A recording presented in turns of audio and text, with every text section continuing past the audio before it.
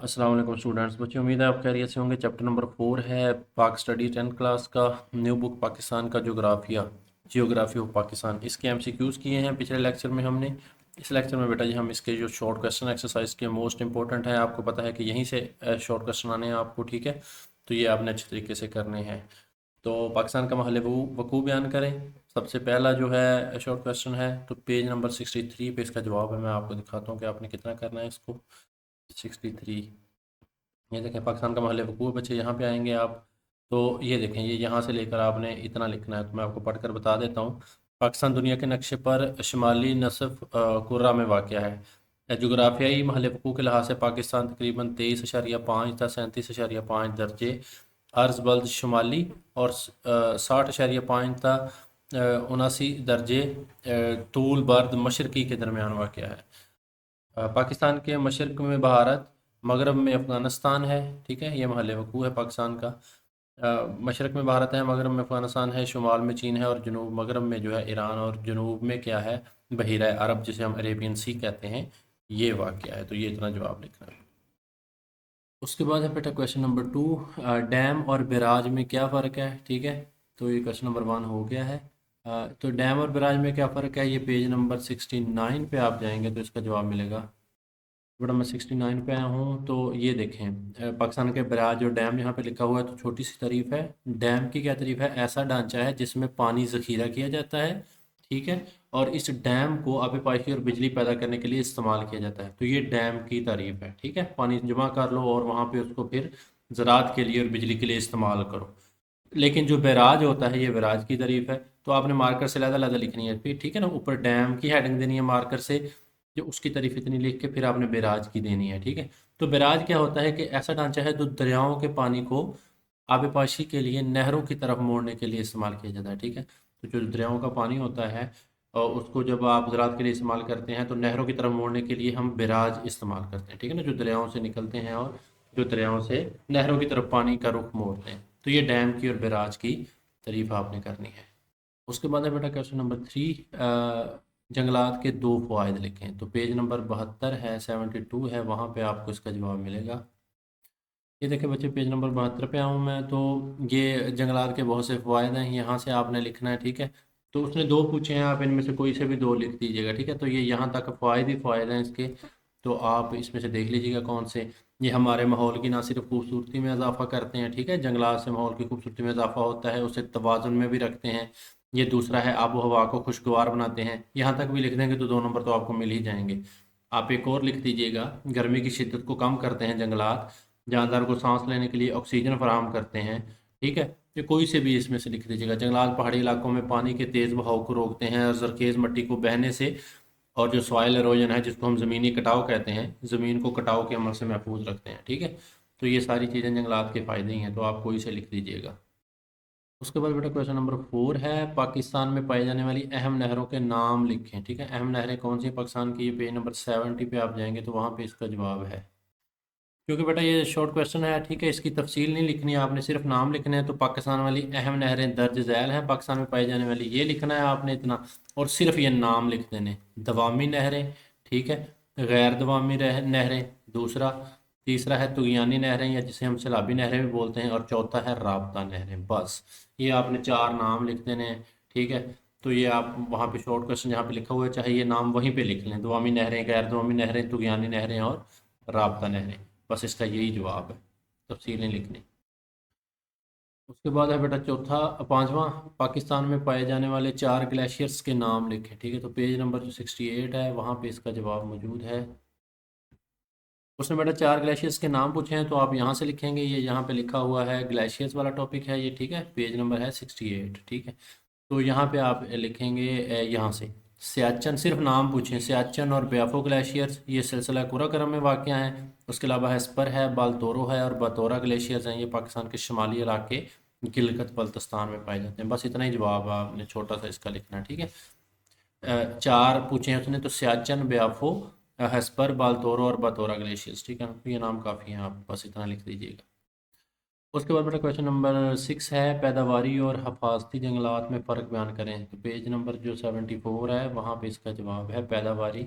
ये देखें, यहाँ पे आप आएंगे तो ये देखें, ये पैदावारी और हिफाज़ती जंगलात लिखे हैं, तो इसमें फ़र्क बयान करना है। ये पैदावारी जंगलात हैं, ये हिफाज़ती जंगलात हैं। तो बस आपने इतना लिखना है, पैदावारी जंगलात कौन से होते हैं कि इन जंगलात का इंतज़ाम बुनियादी तौर पर लकड़ी या लकड़ी की मसनूआत की पायदार पैदावार के लिए किया जाता है। ठीक है, तो ये ऐसे जंगलात हैं जो लकड़ी की पैदावार और उसे मआशी मुनाफा के अलावा माहौलियाती और समाजी फ़वाद के लिहाज से भी अहम समझे जाते हैं। बस ये लिखना है आपने।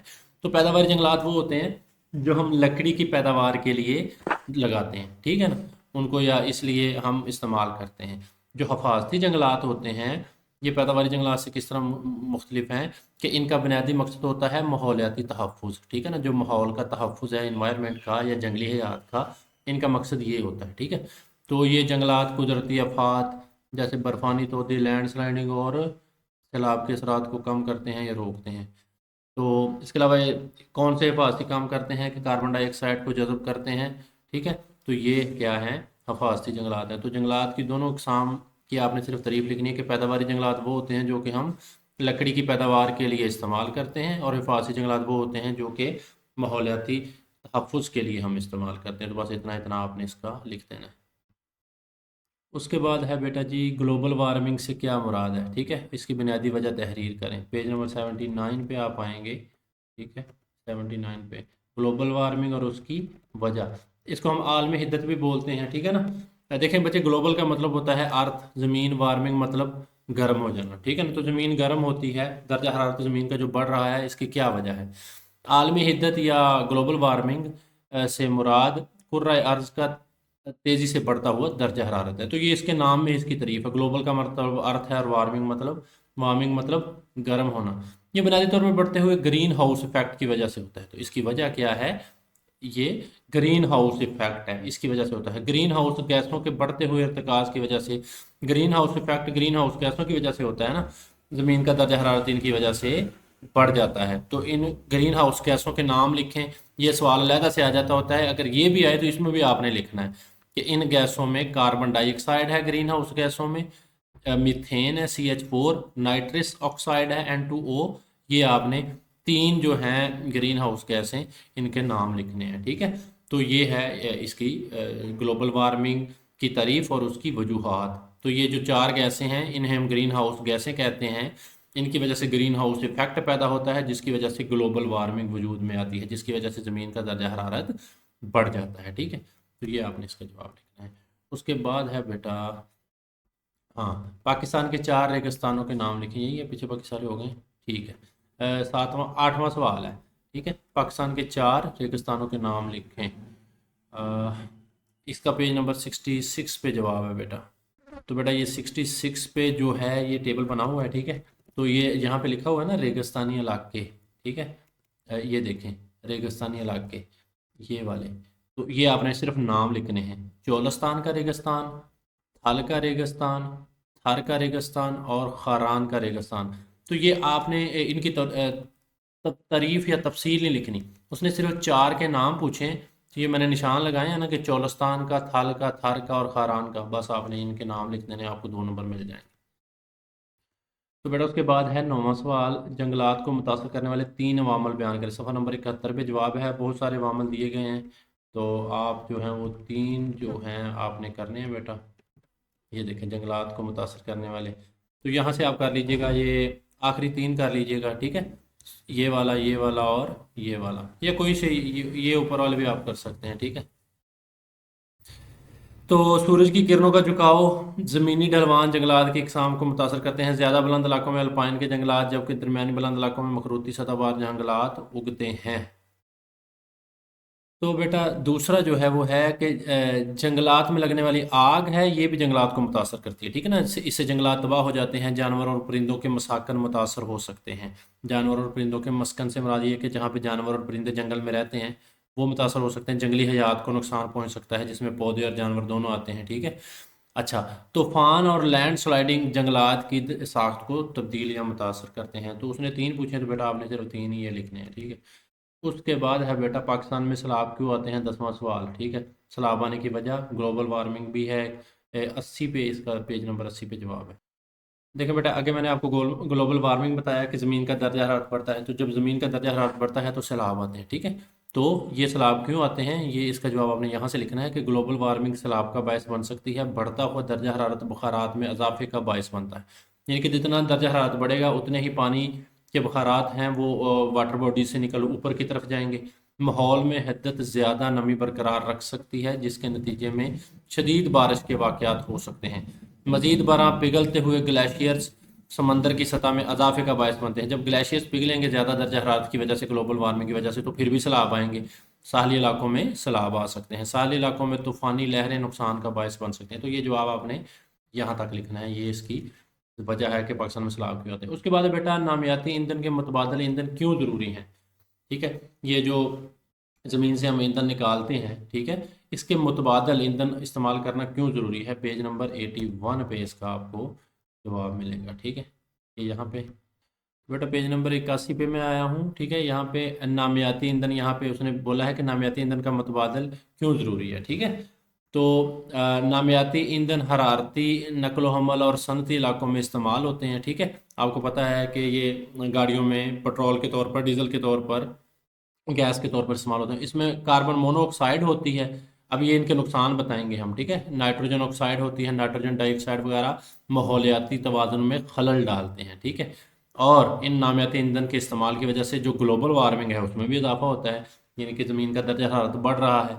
तो एक उसने ये पूछा कि क्यों ज़रूरी है, तो आगे इसका जवाब हम यहाँ पे मज़ीद इसको एलेबरेट करेंगे कि नामियाती ईंधन के मनफी असरात से निपटने के लिए काबिल तजदीद यानी कि रीन्यूएबल पायदार तवानाई के ज़राए की तरफ मुंतकली ज़रूरी है। ठीक है ना, तो ग्रीन हाउस गैसों के अखराज को कम करने और साफ़ सुथरे माहौल के लिए शमसी, हवाई और पन बिजली जैसे मुतबादल तवानाई के ज़राए नागुज़ीर हैं। नागुज़ीर का मतलब है कि बहुत ज़रूरी है। ठीक है, तो नामियाती ईंधन है, ये माहौल में मुख्तलिफ किस्म की गैसें खारिज करता है, ज़मीन का दर्जा हरारत बढ़ाता है। ठीक है, और जो नामियाती ईंधन के मुतबादल हैं, जैसे आप शमसी तवानाई है, सोलर पैनल्स हैं, हवाई बिजली है, पन बिजली है पानी से, तो ये सारी चीज़ें हैं, ये क्या है, इसका मुतबादल है नामियाती ईंधन का। ठीक है, तो इसलिए ये ज़रूरी है।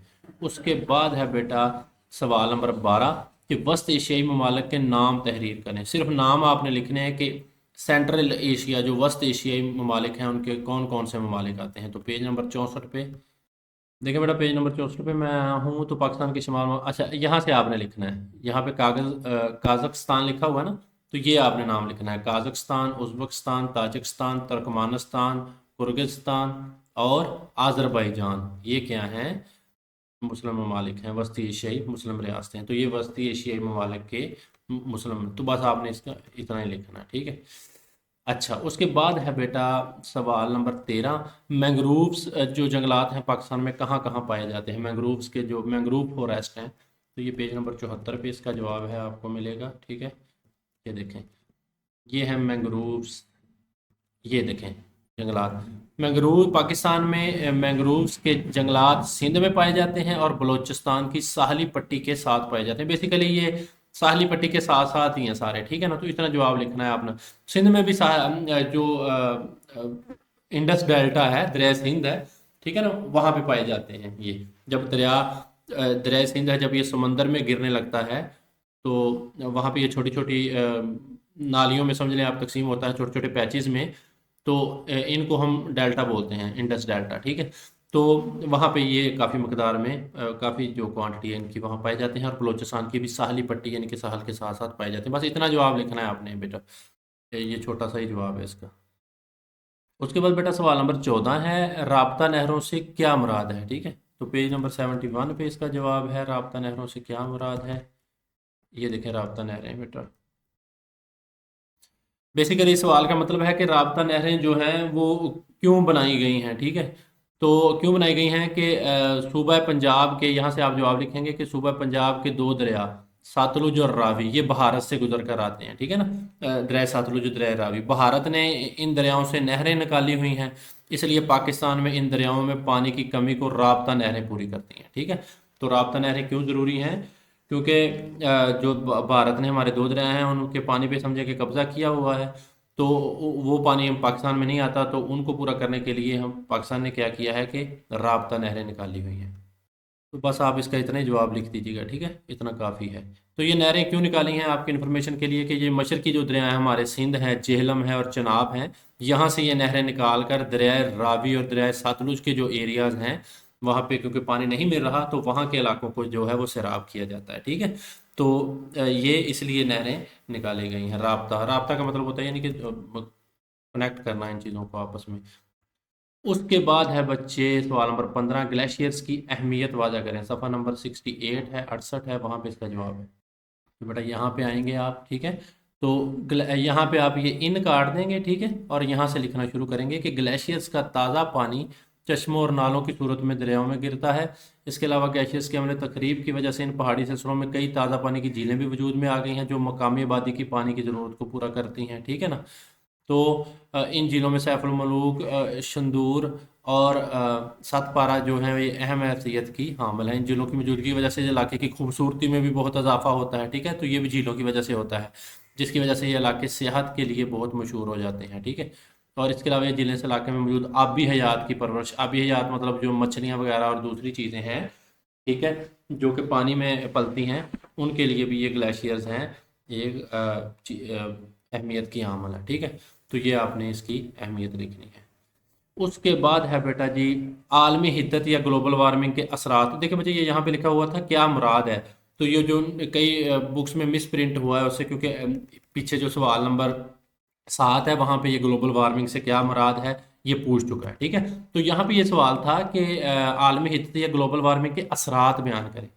आलमी हिद्दत या ग्लोबल वार्मिंग के असरात लिखने हैं आपने, ठीक है। तो सफ़ा नंबर 80 पे आएंगे, तो यहाँ पे सॉरी यहाँ पे, ठीक है, इसके जो असरात हैं बेटा वो लिखने।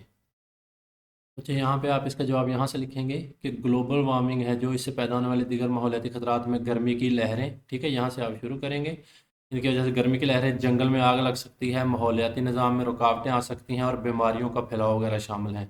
मौसमियाती तब्दीलियाँ शदीद गर्मी की लहरों का बायस बन रही हैं, ठीक है, और हीट स्ट्रोक हो रही है, पानी की कमी और दीगर सेहत के मसाइल का बायस बन सकती है, ठीक है।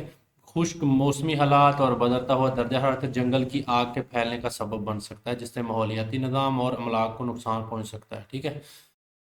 बस इतना लिख दीजिएगा आप, काफ़ी है क्योंकि ये शॉर्ट क्वेश्चन है। उसके बाद है बच्चे पाकिस्तान में पाए जाने वाले तबई खिदोखाल के नाम लिखें। तबई खिदोखाल के सिर्फ नाम पूछे हैं उसने। देखिए बेटा पेज नंबर 66 पे आप आएंगे तो तबई खिदोखाल के अतबार से पाकिस्तान की सरजमीन को 4 बड़े हिस्सों, यानी कि कौन कौन से हैं तबई खिदोखाल, पहाड़ी सिलसिले, मैदानी इलाके, रेगिस्तानी इलाके और सतूह मुर्तफ़ा, यानी कि सतह मुर्तफ़ा वाले जो इलाके हैं इसमें तकसीम किया जाता है। बस इतना जवाब आपने लिखना है, ठीक है। पहाड़ी इलाके, मैदानी इलाके दूसरा, रेगिस्तानी इलाके तीसरा और सतूह मुर्तफ़ा ये चौथा, ठीक है। बस उसके बाद बेटा 18वां सवाल है और आखिरी, नेशनल डिज़ास्टर मैनेजमेंट अथॉरिटी जिसको हम NDMA भी बोलते हैं, इसका किरदार मुख्तसर बयान करें। पेज नंबर 81 पे इसका जवाब है, ये है नेशनल डिज़ास्टर मैनेजमेंट अथॉरिटी का क़याम, ठीक है। तो यहाँ से आप जवाब लिखेंगे इसका कि ये अथॉरिटी तमाम सतहों पर तरक्याती मनसूबाबंदी में आफात के ख़तरे में कमी के नुक्ता नज़र और आफात से निमटने की तैयारी, रद्द अमल और बहाली के इदारा जाती सलाहियतों को बढ़ाकर आफात से निमटने के लिए, बेटा ये डिज़ास्टर का मतलब होता है कुदरती आफत कोई भी, ठीक है ना, जैसे सैलाब आ गया, जलजला आ गया, कहीं आग लग गई, या इस तरह की जो सारी चीज़ें होती हैं ना, ये डिज़ास्टर मैनेजमेंट अथॉरिटी का काम होता है इनको कंट्रोल करना। तो ये सारी चीज़ें, ठीक है, इसका काम मुतासरा लोगों की ज़िंदगी और माश को महफूज बनाने के लिए सूबाई और मकामी सतह पर कुदरती या इंसानों से पैदा होने वाली आफात से निपटने के लिए जामिया कोशिशें करना है। कौन कौन सी, सैलाब आ गया, बारिश आ गई, जलजले आ गए, पहाड़ी इलाकों में लैंड स्लाइडिंग जैसे खतरात से निपटने, अमलाक, फसलों और पौधों को नुकसान से बचाने के लिए मौसर किरदार अदा कर रही है, ठीक है। तो ये आपने यहाँ तक इसका लिखना है, इसमें से मेन पॉइंट आपने लिख देने हैं, ज़रूरी नहीं कि सारा ही छापना है आपने। जो मेन चीज़ें मैंने आपको बता दी हैं कि कुदरती आफात और उसके नतीजे में जो रद्द अमल है वो इन्होंने प्रोवाइड करना है। चलिए बच्चे ये था हमारा शॉर्ट क्वेश्चन वाला सेशन। बाकी जिन चैप्टर के लॉन्ग क्वेश्चन करने हैं उसके लिए हम अलग से वीडियोस बना लेंगे, 3-4 वीडियो में हम पूरी किताब के जो है वो लॉन्ग क्वेश्चन देख लेंगे, जितने जिस हिसाब से पेयरिंग है, ठीक है। सारी किताब के लॉन्ग करने की ज़रूरत नहीं है, आप MCQs और शॉर्ट करें क्योंकि शॉर्ट आपको 50 नंबर के आने हैं, ठीक है बच्चे। तो MCQs आपको 20 नंबर के आने, तो ये 70 नंबर का पेपर आपका यहीं से क्लियर हो रहा है, ठीक है। तो ये आप अच्छे तरीके से करें। तो MCQ लॉन्ग भी आपको एक्सरसाइज से आने हैं, तो ये हम सिर्फ चंद चैप्टर्स के जिनके हमने करने हुए वही करेंगे। चलें, मुझे बहुत शुक्रिया, अल्लाह हाफिज़, अगले लेक्चर में मिलते हैं।